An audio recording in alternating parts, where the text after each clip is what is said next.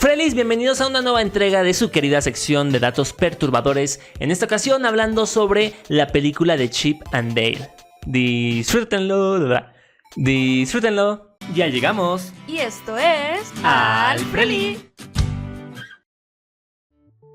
Al principio se puede ver como una maestra en la entrada recibe a sus alumnos, pero hay una en especial que es una cabra a la que le dice que se ponga pantalones porque no es el Pato Donald. Esto quiere decir que al menos de cierta forma está mal visto que las caricaturas vayan por ahí sin ropa, desnudos o semidesnudos, pero la mayoría de ellas, sin importar qué tan antropomórficas sean, andan por ahí e incluso salen en televisión con cierto grado de desnudez. ¿Podríamos decir que esto los convierte en una clase de exhibicionistas? Cuando Chip llega a casa se nos muestra su gran colección de placas de empleado del mes, demostrando el empeño que le ha puesto durante tanto tiempo a su trabajo. Eso tal vez se deba a que su trabajo es de las pocas cosas que tiene en su vida, ya que más adelante se nos revela que él, antes de conocer a Dale, no tenía ningún amigo, y por lo que se nos muestra después, no hizo ninguno otro. Tal vez esto podría ser resultado de una herida de traición, ya que la vez que se arriesgó a conocer a alguien, aunque pasaron buenos ratos, todo terminó yendo en picada, sintiéndose abandonado por su mejor amigo, perdiendo su trabajo y todo aquello por lo que había trabajado tanto, desarrollando un miedo de volver a intentar tener más amigos. Ya de por sí Dale se sentía desplazado al sentirse como el segundo acto y del que siempre hacían bromas, y justo cuando quiere tomar una mejor oportunidad para sí mismo, todo termina yéndose por el caño con su nuevo programa siendo un fracaso con un solo capítulo y dejando sin empleo tanto a él como a sus amigos. Imaginen la culpa con la que debió pasar toda su vida al punto de ser el único que se aferró tanto a los recuerdos de su programa, intentando de distintas maneras seguir siendo reconocido y volver a las andadas. Se nos muestra que las caricaturas pequeñas tienen cosas que se acoplan a su tamaño, como autos, casas, muebles, entre otras cosas. A pesar de esto, en algunas ocasiones se ven obligados o deciden usar cosas mucho más grandes que ellos, como los pupitres en la escuela o el auto de Dale. Y si algo la película nos da a entender es que las caricaturas pueden morir de diferentes formas. Ahora imaginen ser tan pequeños en un mundo con seres que pueden ser 10 veces más grandes que tú. Tienes más probabilidad de ser atropellado, pisado o de sufrir un accidente debido a tu tamaño. Deben acarrear grandes dificultades y riesgos al tratar de tener una vida normal en un mundo diseñado para gigantes.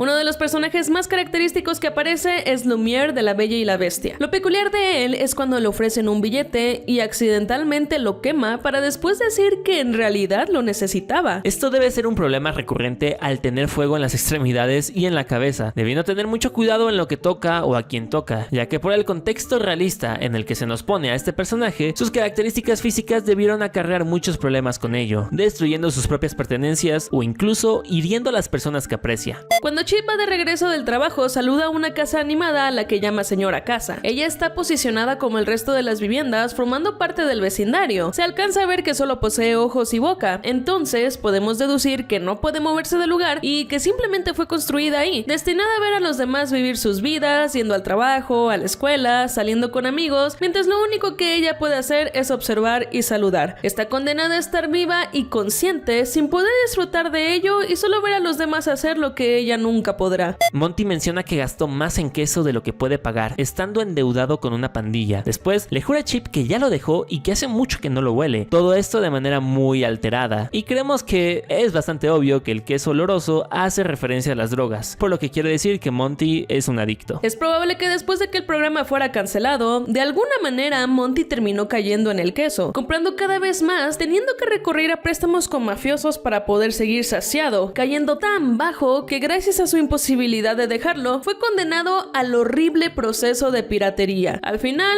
todo por el queso.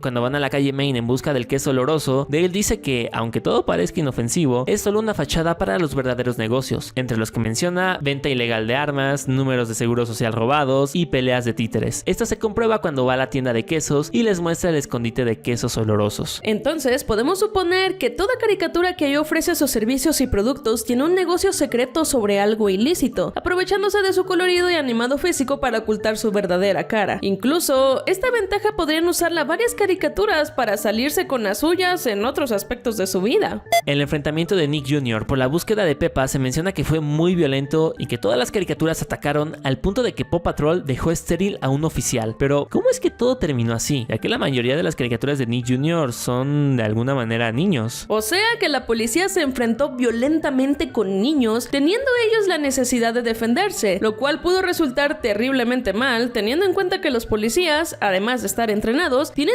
diferentes tipos de armas a su disposición. En otro caso, podría ser que los actores no sean precisamente jóvenes, sino que se trata de caricaturas adultas actuando y pareciendo infantes. ¿Se imaginan ser adultos y estar atrapado en la apariencia física de un niño? Además de difícil para el actor, puede llegar a ser peligroso para otros si estos no tienen buenas intenciones. Cuando el moped quesero lleva a Chip y Dale con Sweet Pea, llega a un barrio donde habitan ciertas animaciones, y Dale menciona que por ser algo perturbadoras, las terminaron mandando ahí. Dejando de lado el inquietante comportamiento de estas animaciones, lo que queremos resaltar es el trato hacia ellas. Con el guardia que les abre la puerta, podemos darnos cuenta de que a pesar de sus raros movimientos, son criaturas pensantes y sintientes, así que seguramente la sociedad o incluso los gobiernos los mandaron ahí como si fueran basura para desechar solo porque les parecían desagradables. Esto debió ser un golpe fuerte para ellos al ser discriminados de tal manera por el simple hecho de existir. Pero bueno, no es como que en el mundo real pasen cosas así. Esto es probablemente el dato más perturbador de la película, ya que la historia de Peter, de cómo de niño fue una gran estrella, pero conforme creció comenzó a ser rechazado, siendo dejado de lado, es algo que realmente le pasó a alguien quien curiosamente fue el niño que hizo el doblaje original para Peter Pan. Esta es la historia de Bobby Driscoll, que durante la época de los 50s fue muy reconocido por Disney, siendo partícipe de varios proyectos, incluso ganando un premio Oscar juvenil por su trabajo. Fue así que su carrera comenzó a ir en declive conforme crecía, terminando cayendo en los narcóticos al punto de que fueron la causa de su muerte en 1968 a la edad de 31 años. No estamos seguros si solo es una coincidencia o alguna clase de chiste de mal gusto, pero sin duda nos demuestra un poco de la cruda verdad que los actores infantiles pueden llegar a vivir.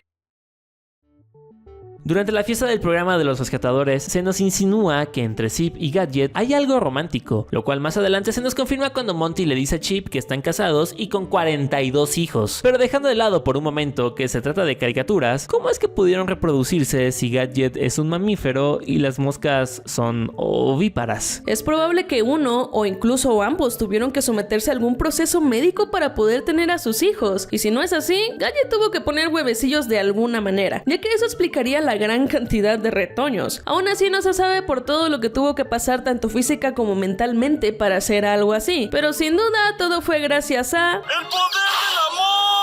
A lo largo de la película se nos muestran a diferentes personajes en sus versiones más actuales, como lo son Baloo y Pumba, a lo que deducimos que estos personajes se sometieron a un proceso de actualización tal como Dale. Esto significa que es una práctica muy común para las caricaturas el someterse a esta clase de procedimientos, pero de alguna manera, tal como Dale, esto debe ser algo que hacen bajo la presión de no perder su popularidad y fama. ¿Qué tan horrible puede llegar a ser la industria del entretenimiento en las caricaturas para que se vean obligados a cambiar su apariencia física cada vez que hay nuevos estilos? Además de las repercusiones psicológicas que debe traer el cambiar tan drásticamente la apariencia. En la película se nos muestra cómo es el proceso de piratería. Les borran la boca para que ni siquiera puedan gritar y les cortan partes de su cuerpo para finalmente cambiar por completo lo que son. Todo esto en contra de su voluntad. A toda esta tortura física y psicológica, agréguenle que ahora por el resto de sus vidas los van a tener retenidos, obligándolos a actuar en películas malas por el resto de su vida. Literalmente retorcieron tanto su vida que aquello que tanto amaban como lo es la actuación y hacer películas, lo volvieron su condena. Hacer lo que los hacía feliz es lo mismo que los condenó a toda esta pesadilla. Así como el queso hace alusión al contrabando y consumo de sustancias, la piratería también representa algo que pasa en la vida real, ya que secuestrar a personas y mantenerlas en un lugar en contra de su voluntad, cumpliendo con ciertas actividades para obtener a cambio una remuneración económica, lamentablemente pasa hasta hoy en día. Y al verlo en pantalla, aunque sea caricaturizado, puede llegar a dejar cierto mal sabor de boca.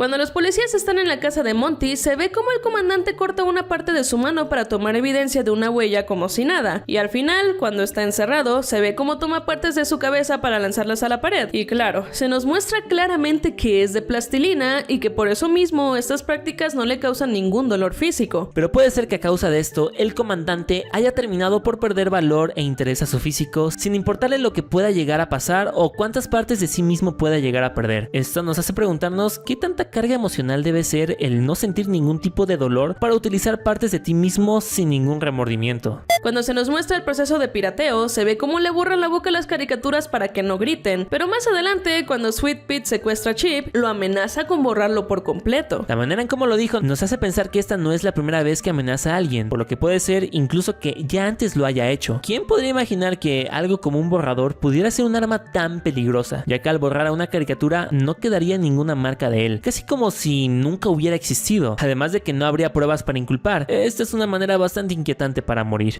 Uno de los momentos más populares de la película es cuando, después de sobrevivir a la máquina de piratería, encuentran el muro donde están colgadas las partes de las caricaturas pirateadas. Ahora, si nos ponemos a pensar un poco, esto va mucho más allá de un negocio sucio para fines económicos, que eso de por sí con todo lo que conlleva ya es bastante malo. Exhibirlas como trofeos de sus adquisiciones parece más un comportamiento de un psicópata que disfruta torturando a otros. Esto implicaría que, además de hacerlo por dinero o por venganza de lo que le hicieron, Sweet Pea lo hace también por el mero placer de ver a los demás sufrir. Cuando se toma con las animaciones perturbadoras sin expresiones, Dale menciona que son aquellas animaciones del 2000 que trataban de asemejarse a la realidad. Pero esperen, ¿esto quiere decir entonces que las caricaturas no son consideradas reales en este mundo? De ser así, imaginen qué tanto esta información puede afectar a las caricaturas de su perspectiva de sí mismos, así como las crisis existenciales al tener conciencia pero no formar parte de la realidad. Entonces, ¿qué rayos eres? ¿Siquiera existen en verdad? ¿O cómo es que funciona la existencia de las animaciones en este mundo tan retorcido? Aunque a lo largo de la película se nos muestran a caricaturas desempeñando diferentes trabajos como comerciantes, policías, maestros, etc., hay algunos que en realidad no tienen de dónde elegir o tienen que conformarse con el trabajo que tienen. Un ejemplo de esto son los pájaros que aparecen cuando golpean la cabeza de Dale. Además de que no parece tener mucha utilidad, literalmente son llamados para hacer carnada. Esto hace que sea un trabajo bastante riesgoso y que, por lo que se ve, no se decide por sí mismo hacerlo, sino que es lo que le tocó. Otro caso es la bala que sale del cañón de Mario Bros. Su trabajo es ser lanzado contra cosas haciéndose daño en el proceso. Este personaje fue creado únicamente con ese propósito, sin la oportunidad de tener más aspiraciones en la vida. El comandante de policía, a pesar de las diferentes formas en que lo hirieron, este sobrevivió. Esto quiere decir que el comandante es inmortal, y tal vez, si él lo es, debe haber más caricaturas que también lo sean. Y aquí implica toda la carga que abarca el no morir nunca, ver a los que quieres morir y no poder hacer nada al respecto, verte al espejo y no envejecer, vivir guerras, desastres, etc. Ya hablamos de que el comandante no siente dolor, pero seguro debe haber alguien que al igual que él no muera ante las heridas, pero sí sienta dolor. Uno de los personajes más curiosos que se nos muestran son los Muppets, y a primera instancia es curioso o hasta divertido verlos, pero si nos ponemos a pensar por un momento, este es un mundo donde las caricaturas están vivas, y hasta donde sabemos, los Muppets no son caricaturas ni ningún tipo de animación, sino que son muñecos. Literalmente son muñecos que de alguna u otra forma cobran vida y son conscientes de su existencia. Debe ser raro estar hecho de tela o fieltro, tal como un peluche, pero con conciencia humana. No son juguetes, ni animaciones, ni seres humanos. Esto podría causarles un fuerte sentimiento de no pertenencia y problemas emocionales o de autoestima.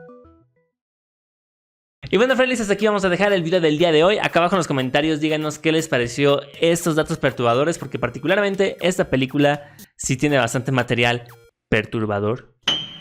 Y bueno, si quieren seguir viendo más videos sobre esta película, en la cara de Alfie les dejamos uno donde hablamos de lo bueno y lo malo de Chip and Dale. Y si ya vieron ese video, aquí en la cara de él les dejamos uno donde hablamos sobre todas las referencias que pudimos encontrar en esta película. Friendlies, muchísimas gracias si quedaron a ver este video hasta el final y recuerden que los queremos mucho. Adiós.